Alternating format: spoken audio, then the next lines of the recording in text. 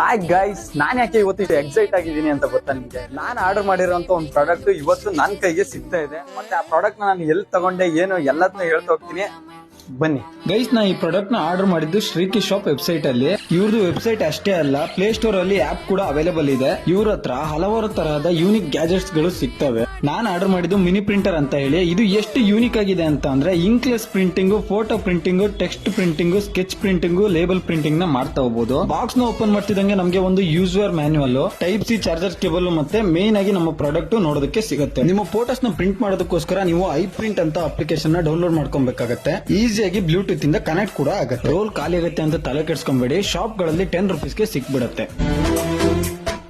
Print ಮಾಡಿ ಕೂಡ ತೋರಿಸ್ತಾ ಇದ್ದೀನಿ ನೋಡಿ. ಗೊಂಬೆಗಳ ಫೋಟೋಸ್ ಅಷ್ಟೇ ಅಲ್ಲದೆ ನಮ್ಮ ಫೋಟೋಸ್ ಕೂಡ ಪ್ರಿಂಟ್ ಮಾಡಿದೀನಿ.